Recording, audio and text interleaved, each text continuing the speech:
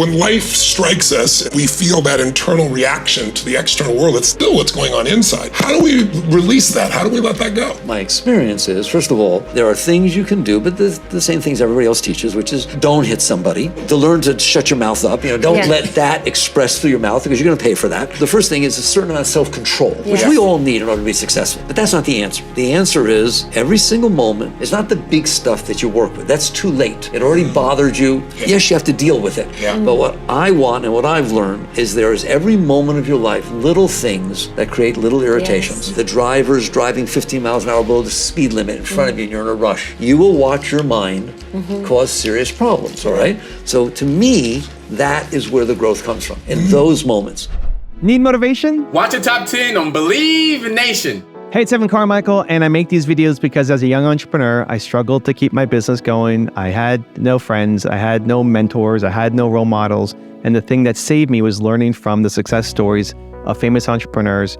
And in their stories, I got motivation, and I also got strategies for what I could do to grow my business and not stay stuck. And I still need their stories for motivation today. So today, let's learn from one of the best, Michael A. Singer, and my take on his top 10 rules of success.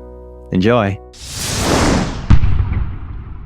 Are you willing to say, come on, what's the cost-benefit analysis of bothering myself about the driver in front of me? It's not bothering them. I guarantee you, they're not hearing a word you're saying, right? So as a business person, we're supposed to take cost-benefit analysis, the maximum benefit for the least cost. Those are 100% cost, zero benefit. Right or wrong? It's all pain. So you don't do it. So you learn, and there are lots of techniques. You just learn to work with yourself. You can neutralize it by saying something nice. You can get a mantra going inside so you pay attention to something else instead of that. Or my ultimate teaching, and it's yours also in a sense, is you relax.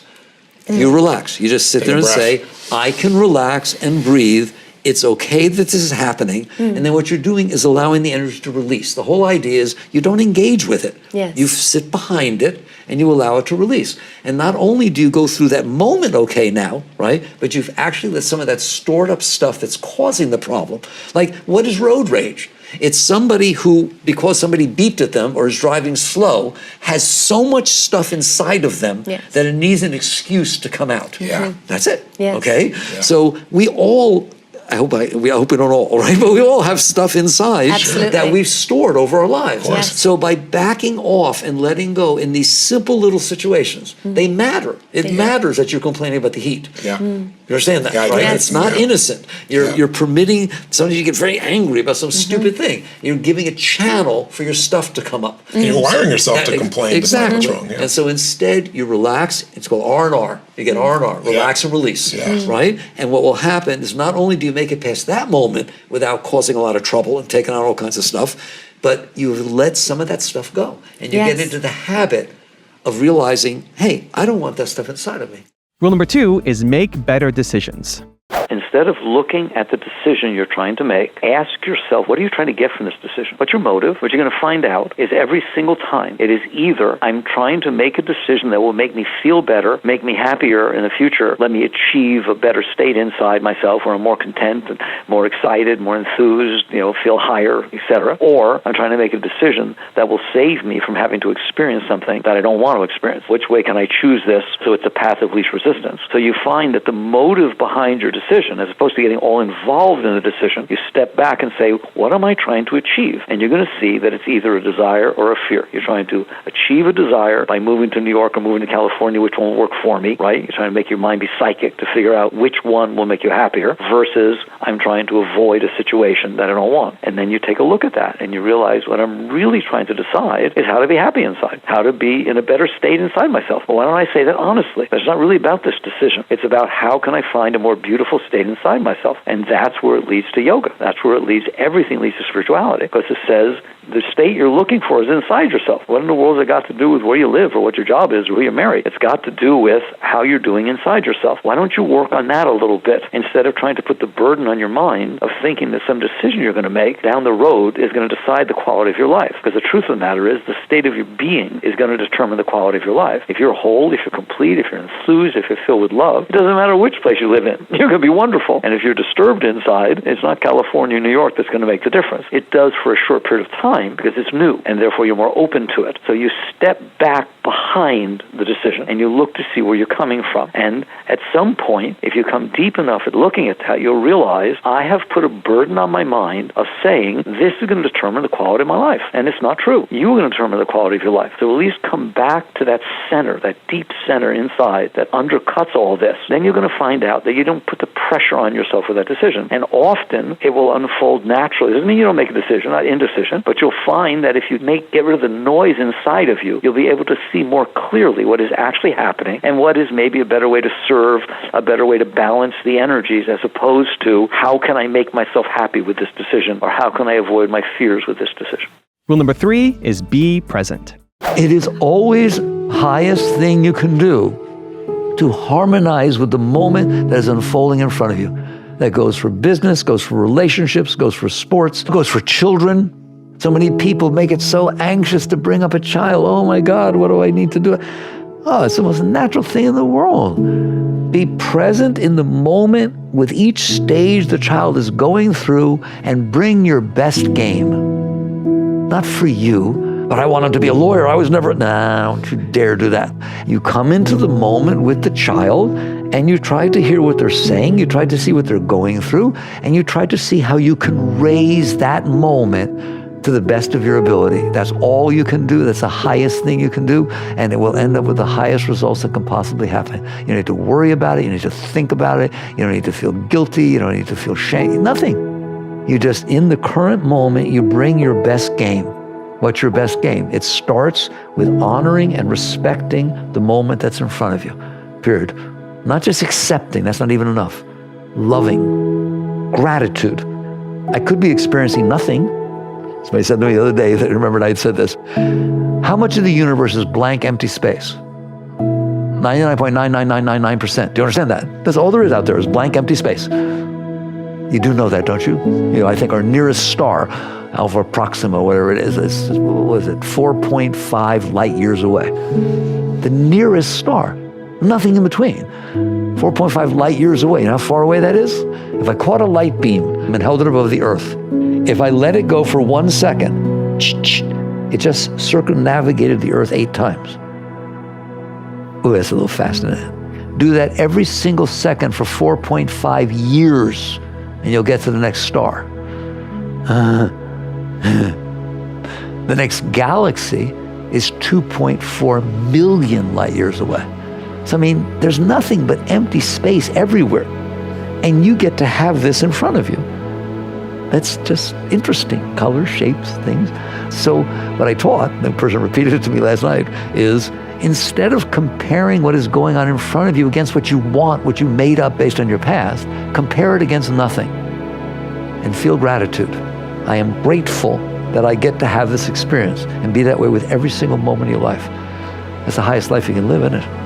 That's the highest life you can live. And you'll stop storing stuff inside of you because you'll stop saying, I don't want this. It's all exciting. It's all challenging. I'm willing to go through anything. It's just a challenging experience. It's a fun thing. And you'll become empty inside, and that becomes your spiritual growth also. As you start to embrace the moment that's in front of you with the whole of your being, you become empty, you become pure, and all this energy starts to well up inside of you. Rule number 4 is train your mind. Train your mind, not on the site, but when you're meditating, when you're driving, something, train your mind to say something over and over again. All right? It can be a mantra. It can be, when people are into all that stuff, I tell them, just say, I can handle this. Just train your mind to say, I can handle this, I can handle this, I can handle this.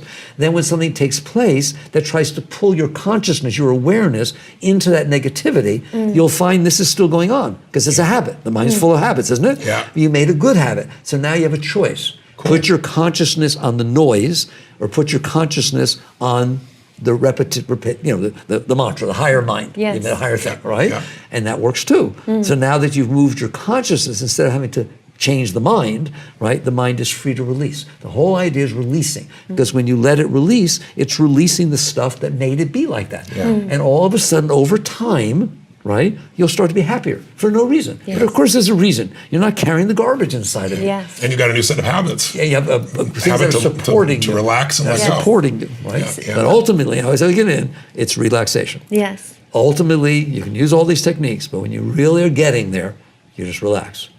Keep your hands off. It's judo, Yeah. right? Something Yes. attacked you, let it go. Yeah. Right? It's Yeah. the whole blade of grass versus the oak tree. Yes. A hurricane can't rip off a blade of grass, but it can break an oak tree. That's right. Yes. And that's what surrender means. Surrender does not mean not doing your best at what you're doing and not being competitive and Or all that giving kind of up. stuff. It doesn't mean that. Yeah. It means, are you willing to let go of your resistance Yes. To whatever to life is let- offering that- you. one, to what's going on outside, and your resistance to letting go of the thing that's ruining your life, which is the stuff you stored inside. Also, to make sure you're actually taking action after watching this video, I've designed a special free worksheet just for this video. The worksheet will highlight all of the lessons learned in this video, as well as pull out our 3 favorite learnings and quotes that will inspire you to actually do something. The worksheet will also give you space to write down what your key takeaways are and your specific plan of action to make sure you're getting results. If you want the worksheet designed specifically for this video, absolutely for free, there's a link in the description below. Go click on it and start building the momentum in your life and your business. I'll see you there. Rule number 5, learn about the Yin Yang method. For our next foray into how to bring spirituality into the workplace and make the workplace spiritual, this is something we ran into. I was in program design for the medical industry, and so sometimes we'd have projects given to us where they wouldn't be defined at all. They'd just be, oh, I know how to keep my medical records in the computer. It could mean a million different things. It was early in the game when no one was computerizing medical records. Or appointment scheduling. What does it mean? What are the criteria? There were no specifications. So there are times when you are given a project that you literally don't know what to do. It's just that simple. It's not that you're blocked, it's that you haven't had the experience. There isn't someone to turn to that has had the experience. So you bring a team together and no one in that team knows what to do. So that brings up a really interesting teaching of how to work spiritually and how the benefits of all of the deep Eastern teachings can come into the workplace. What we used to do in a situation like that is I'd bring my team together. 6 or 7 people would sit around, all very, very high-level developers.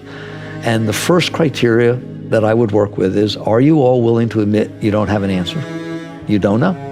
And I'm their boss. They don't like saying that, but you have to start with reality. Otherwise, somebody's walking into that room thinking they're supposed to have an answer. They don't, but they made something up. That is noise that just creates tremendous trouble in the workplace, in a meeting, in this creative environment. All right? That somebody thinks they know, but what they really know is I want to know, and I want to impress everybody, and I'm afraid of not knowing.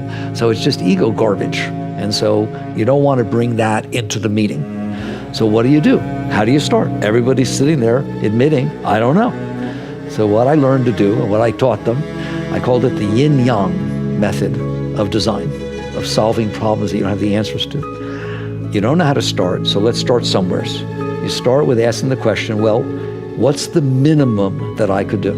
It's not the right answer. We're not going to do it. Nobody's justifying it. But what is the minimum that we could do and claim that it satisfied this project that we've been given?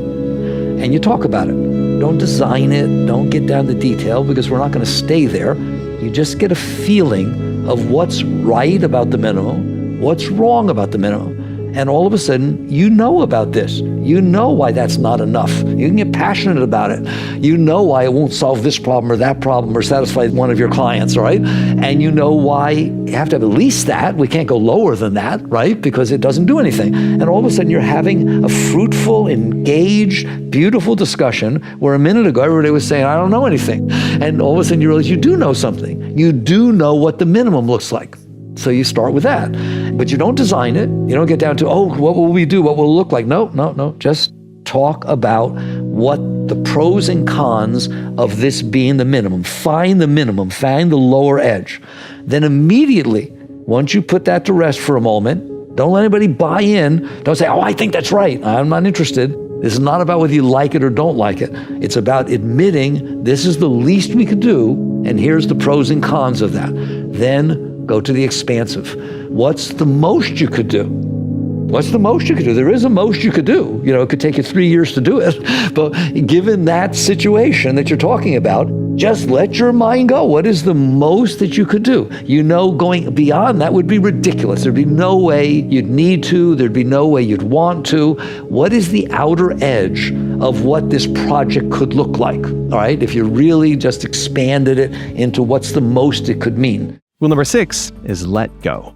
The main obstacle is the unwillingness to experience what it feels like to go through withdrawal. What is the obstacle for a person getting off of hard drugs or getting off of alcohol? They could be very committed. They said, I want to do it, right? But there is that tendency that you have habits, you have tendencies, and to let these go require a certain amount of commitment and a certain amount of strength of center of will that I really am committed to this. And then you go through this process of withdrawal, this process of purification. It isn't comfortable, but you have to want the result more than you're afraid of the discomfort. So I always tell people it's not about whether you like something or not. It's a question of whether you can handle it. Don't ask yourself, do I like this or not? Ask yourself, can I handle this? And it's a rhetorical question because you better be able to, because the alternative to being able to handle something is you can't handle it, and I don't want to be around, nor do you, right? So that we're talking about that center of will, that center of volition. You sit in there and realize, I got junk inside of me. I've developed patterns that are not healthy, just like drugs. I mean, I'm not saying that you're doing drugs, right? But it's like a drug. It's like alcohol. You have these patterns of reactions that are just got formed inside of you when you weren't paying attention, and now you need to let them go. So the obstacle is your unwillingness to go through what it takes to let it go. The moment you decide, I want out, I want to let this go. And there's two reasons to let it go. One is the non-negative, because it sure caused you a lot of trouble, all that noise in there. And the other is the positive. Both are fine. I want to let it go because I want to have a reasonable life. I want to let it go because I want to have one life to live. I want to experience the highest I can possibly experience. I want to explore the depth of my being. I want to know what Christ meant when he said, my Father and I are one. I want to know where Buddha went with nirvana. Whatever level you feel the positive, right? And both of those, the inspiration of the non-negative and the inspiration of the positive, should give you the drive, the inspiration, the intention that you need in order to say, I'm letting go. I'm letting go. Because the alternative is absurd. The alternative is to give my life to the lowest part of my being. Rule number 7 is embrace your life. The highest life you can live is that every moment that passed in front of you is better off because it did.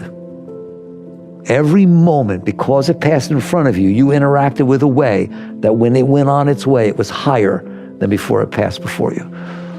That's St. Francis's prayer, isn't it?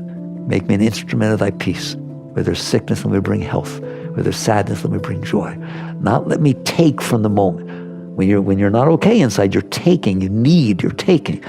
When you're okay inside, you're giving to the moment. You're raising the moment. Not according to what you think should be happening, in accordance to what you're hearing the moment bring to you. It talks to you. That's not mystical. If there are storm clouds up ahead and you see sheets of rain in a distance, life is telling you it is probably going to rain where you are.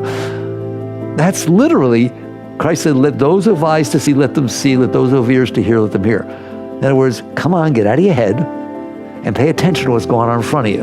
That's all you need to do. That's all you need to do. It will tell you everything you need. It will give you an idea where it's going, give you an idea where it's coming from, give you an idea what it needs on its journey, and you become a servant. You become a servant of the moment that's in front of you, and then you let it go. Let it go. How many of you have conversations with somebody, and then when the conversation is over and you walk away, the conversation's not over inside your head? Oh, I shouldn't have said, oh, if only I had said this. Oh my God, he probably thinks I'm so stupid. I should call him. No, don't call him. You're really stupid. What is that? You're missing the next moment because you're being neurotic about the last one. So you can't possibly be doing the best you can.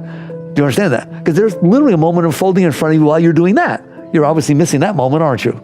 Because you're caught in the last one.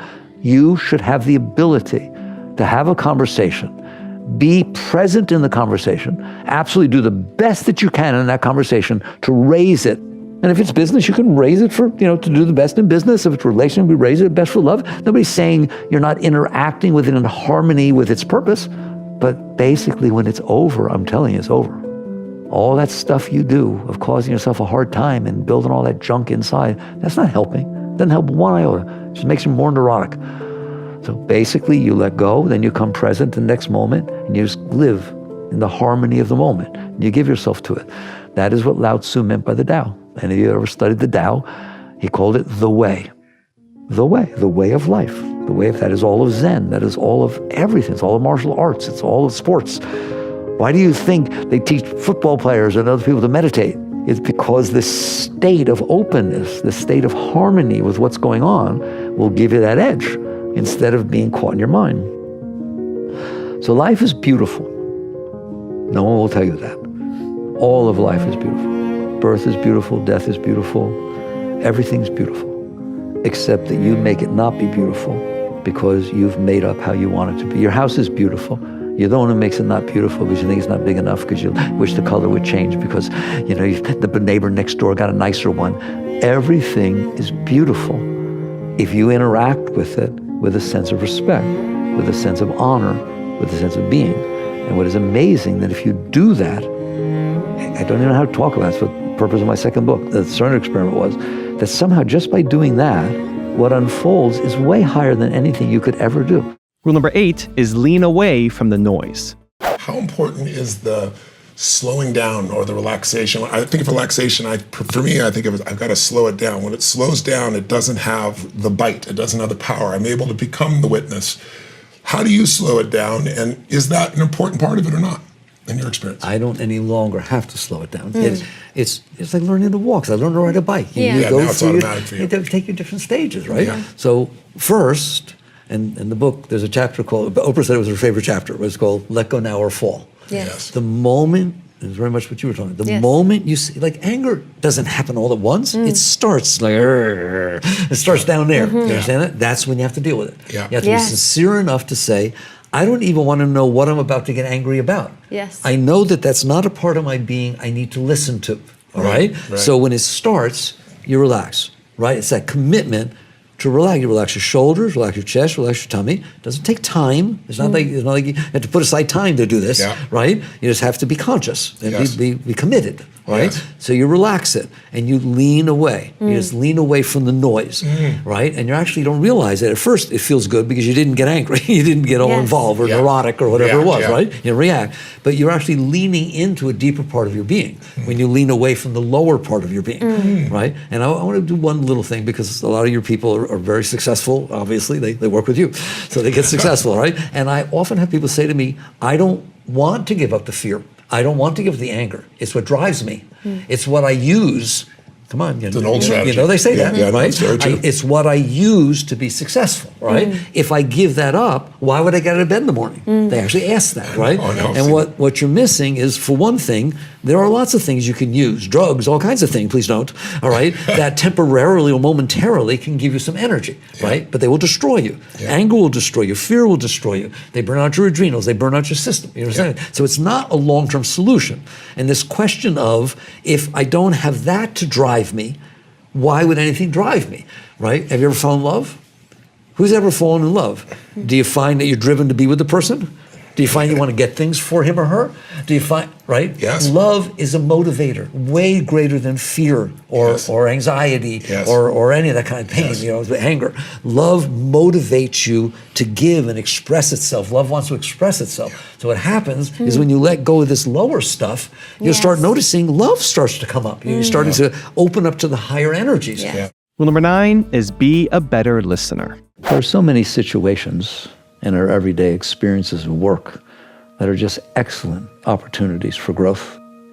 So, for example, you find yourself in a meeting, and there's a group of people, and they're sharing ideas and their views. The first thing I want to talk about is, if you watch, what you're going to realize is you're not really listening. You're doing one of two things, and this goes even not just for meetings, just even in conversations when you're just sitting there talking to somebody. Either when they're talking and you're supposedly listening, what you're actually listening to is your own view of what they're saying. You're listening to the voice inside your head say, well, I never did anything like that. I wonder why. Yeah, I wouldn't want that to happen to me either. And no, I wouldn't say it the way you said it. I would, and you're in there talking. The voice inside your head is talking, and you're actually paying as much, if not more, attention to your opinion, view, judgment, whatever it is, extensions, add-ons, and subtractions, to what's being said than you are paying attention to the words coming out of the person's mouth. And that's if you're actually listening. What happens very often in a meeting, and I see it all the time with people, right, is they're not even listening to what anybody's saying. They're thinking about what they're going to say when it's their turn. That's all that's going on inside their head, is they're just thinking about, oh, how do I formulate that? That's unbelievable. I shouldn't even have to talk on that. If you're doing that, you don't belong in the meeting. Because the purpose of the meeting is we're all different. We're all different. We all have different stuff inside of our heads because we've all had different experiences in life. We've all had different experiences and we've processed them different ways. Therefore, the data that we have for the foundation of our thoughts is completely different than everybody else in that room. Even if you work together for 20 years, still your background, your upbringing, what happened outside of work, all of these things formulate the way you think. So when you walk into a room with a meeting, you understand that what you have is a whole bunch of data sets. And every one of those data sets is correct. There's not one of them that's more correct than the other. If I look out a window, everybody looks out the window but looks at different angles, there's nobody who's seeing it right. They're just seeing what's out there is bigger than any one thing you can see. So no person has gone through life experiencing what's there. All they experience is what was in front of them from moment to moment. So therefore, everybody is right. Everybody has a different experience of life. Therefore, everybody has something to contribute. And rule number 10, the last one before some very special bonus clips, is learn to deal with criticisms. If criticism creates reaction inside, which of course it does, like you said, in most people, then are you willing to, Ramdas used to say, use it to go to God. I always love that. I keep that with me. Are you willing to say, hey, I bothered meditating. You told me all these intense practices you did, this fasting, this, all you've read, all stuff I used to do, right? Here it is. Here's a moment where the very thing that is keeping you from the ascent has shown its face to you. Are you willing to use that for your spiritual growth? And that has to be deep inside. And the answer is yes, of course I am. Okay, then you need to bring these energies up. What happened there when you got hot and the energy got hot and the breath went faster, the snippy comments is that basically it hit a blockage. It hit a blockage, expanded out. And so basically what your willingness to do is to say, I can stay centered in the midst of that blockage and I can relax. So the key is relaxing. You're right, we didn't talk about that because letting go, those are just words. The key is, can I relax in the face of the reaction? And when people come to me and say, well, the anger won't relax. Well, of course not. Anger doesn't know how to relax. Defensiveness doesn't know how to relax. But you who is experiencing, I love you obviously were talking to me from a place of witness consciousness because you described to me what it felt like to have that reaction. That meant you were in there noticing it. You who notices it wants to do something about it to make it stop. That's why you have these snippy comments. That's why you attack or whatever, or run away, whatever it is, right? Fight or flight, right? No. What you need to do about it is relax. If you will relax instead, you gave it some space to release. So you're absolutely right. It is not breathe and let go. That doesn't mean anything. Breathe means something. But let go, those are just words. They don't mean a single thing. What it means is catch your breath for a moment, make a commitment. I want to use this to go to God. I want to use this for my spiritual growth. I want to use this to liberate myself from myself. All right? There. Now you have your intention. Now I'm asking you to relax. It's not easy. You'll see the energy tries to pull you into it, right? That's what it's trying to do, right? It tries to pull you in to get you to feed the reaction. Instead, you relax. And just the very act of relaxing leaves some space for a little bit of it to pass through. The more you relax, the more you lean away from the energy that's making all the noise, the more space you leave. And that's a very, very deep spiritual practice, to relax and release. I call it R&R, to relax and release everything. All the time. First, let go. That's what I mean by let go. Relax and release. Now, deal with the situation. Don't deal with your reaction. Why would meditation work? What's meditation got to do with me who's in here and struggling with myself? Meditation is very, very simple in the simplest sense. The simplest meditation nowadays that's taught is 15 minutes in the morning, 15 at night. Sit down and watch your breath go in and out. Well, what's so holy about watching your breath go in and out? What's that got to do with yoga? If you are watching your breath go in and out, you are not watching your mind complain about what's going on. You're not letting your mind, you're not watching the mind that is participating in the game of what do I want, what do I not want, and how do I make it happen. You are instead focusing your awareness on the breath going in and out. Believe it or not, that will completely change your life. Why? For the very reason that you're not participating in the disturbed mind. The mind will always be disturbed if the foundation of the mind is, what do I want, what do I not want, And how do I make it happen? That is very disturbing because you have pitted yourself against the unfolding of reality in front of you. If you watch your breath go in and out, or any other technique of meditation, you use whatever is comfortable to you, it works for you. If you're watching your breath go in and out, you are not watching your mind live your life, decide what should be happening, and getting upset or excited about it. That very act of not watching the disturbed mind permits you in there, the one that I said, are you in there? Hi. You're in there, but you're watching your mind all the time and participating in the mind's attempt to make things be the way it wants. I would love to feel that what we talk about today and what you end up doing with it can help you be the best at whatever you chose to be. Because that's what we're talking about. It's your choice what you choose to be, all right? And you have a lifetime to do it. But there are things that can help you be that. And one of those, like I said, the most simple level is you take decent care of your body. If you don't take decent care of your body, it doesn't do well, does it? And when it's not doing well, you can't do well. You can't go to work, you can't concentrate, and so on. I want to talk about what mindfulness really is. Right? It gets pigeonholed into different things. It really is about saying, can we have a discussion about what you're doing with your mind? There, that's mindfulness. Be mindful of what you're doing with your mind. So what does that mean? You raise your hand, you say to me, well, I use my mind to study. I say, wonderful, great. I hope you do well at it. I use my mind to do research. I'm into research. Wonderful. That's a great thing to do with your mind. I use your mind. I love to read and learn about history, and whatever it is that you are doing with your mind, be mindful of what your mind is doing, or you're going to be in big trouble. What is your mind doing? It's really very, very easy. I guarantee you, it'll take you 10 seconds. You won't like what you see. What you're going to see is that when you are not using your mind, when am I not using your mind? When you're driving down the road, going somewhere, when you're sitting on the potty, whatever you want to call it, right? All the moments you take in your life where you are not consciously doing something, I guarantee you there's something going on in your mind. What's it doing? Oh my God, I can't believe I said that. I'm so embarrassed. That was ridiculous. If I hadn't said that, I was doing... Does anybody's mind do that? Answer me. Okay? What is the benefit of that? The answer is zero. Do you understand that? How about this? You're driving down the road, you're going on vacation or driving to Miami, and there's a sign, a billboard on the road, and it reminds you of a relationship that you had with your father or your mother 25 years ago. And your mind starts reiterating the discussion as if it was going on now, or your ex-husband or whatever it is, and it's still going on in there, isn't it? What in the world is that?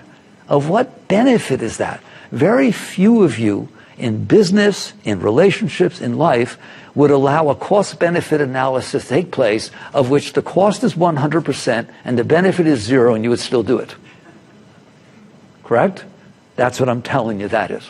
The cost is 100% and the benefit is absolutely zero. All it does is cause you trouble. It makes you neurotic. It makes you nervous. It makes you scared. Do you understand that? So why are you tolerating that? That's what mindfulness is about.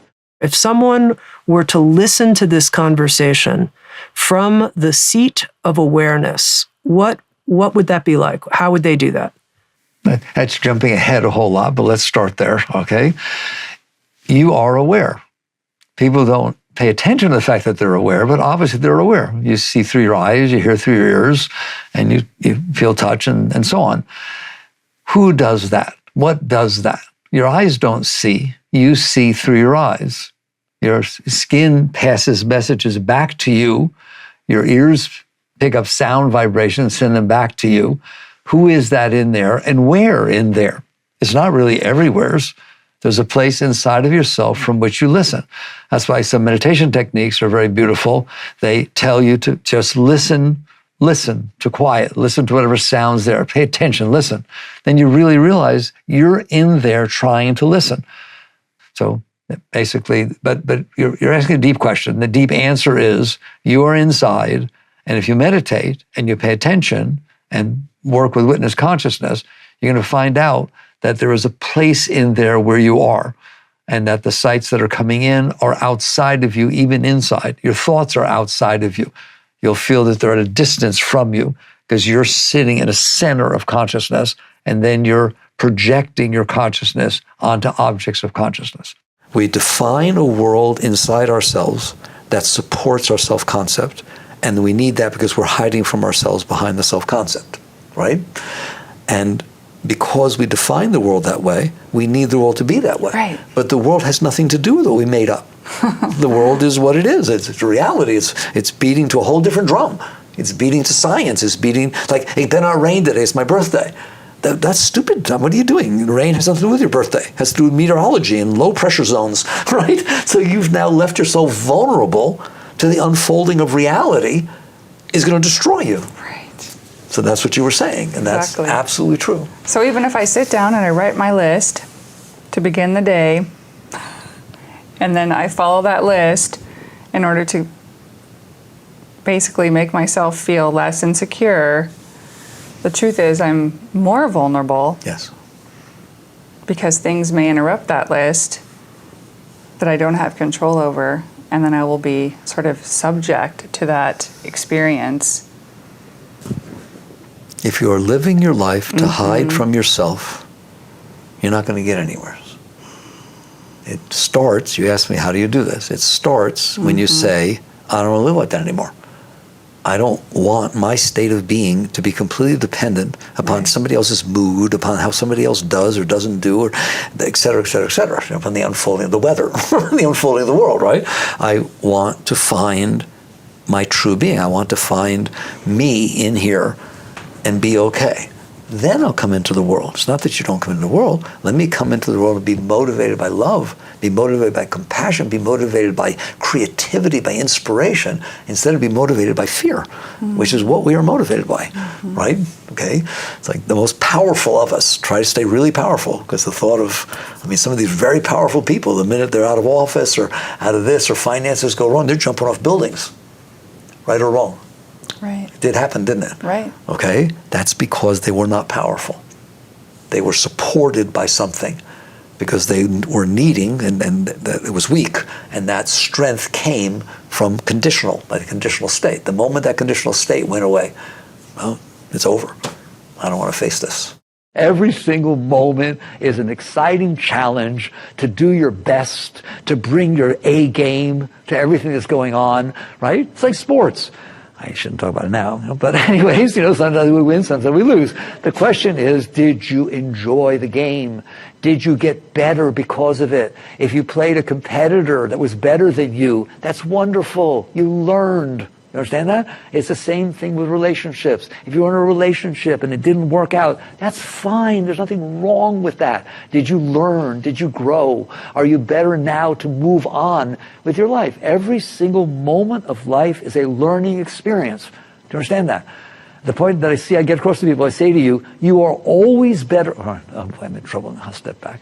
You are always better off having had an experience than not having had it. You are a wholer person because you had an experience. Do you understand that? If you didn't ever travel somewhere, then you didn't have that experience. If you didn't ever fall in love, you don't know anything about it. You're a novice. You're nothing, right? When you have an experience, when life gives you the gift of an experience, and you experience it, and you learn from it, how can you tell me you're not better off than you were before you had the experience? It can't make you worse off unless you resist the experience. Then it can really make you worse off, can't it? If you don't like the experience and you resist it, it can ruin your life. But the fact that you got to have the experience is really special. It's a special thing. It's a thank you. This gives you a taste of how a mindful person lives. But you can't just decide to live like that, because then you're going to suppress the issues you have inside, right? You're going to come to me and say, but what if somebody dies? But what do I do if this happens, right? You didn't catch on yet, right? Get yourself together.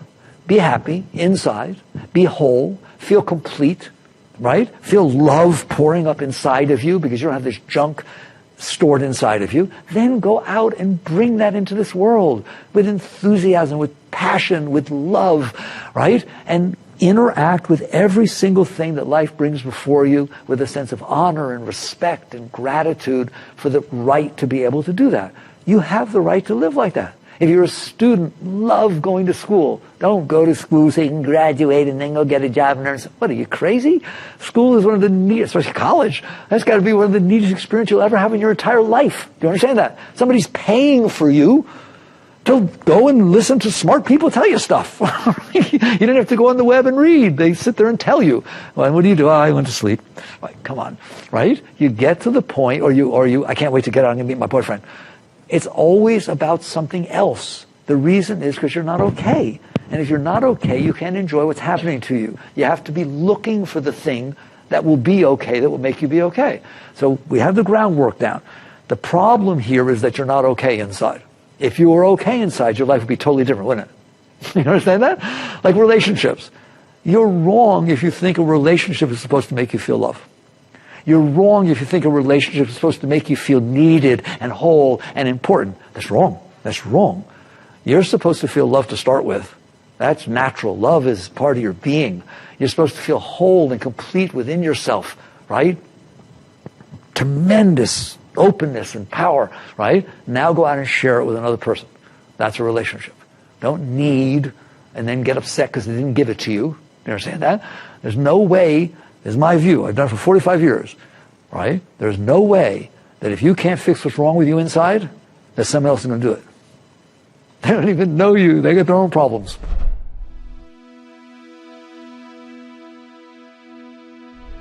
Because you made it this far in a video, I want to celebrate you. Most people start and don't finish. Most people never actually follow through. Most people say they want something, but they don't ever do the work to actually get it. But you are different. You are special. Believe Nation, you made it here all the way to the end, and I love you. So as a special celebration, if you put a hashtag believe down in the comments below on this video, I will showcase you and celebrate you somewhere on the screen in a future video because you are awesome. For 10 more amazing rules from Bob Proctor, check the video right there next to me. I think you'll love it. Continue to believe, and I'll see you there. Joel Barker wrote a book. It's called Paradigms. He said to be able to shape your future, you have to be willing and able to change your paradigm. Now, I had no idea what a paradigm was, and you might ask yourself, do you really know what a paradigm is?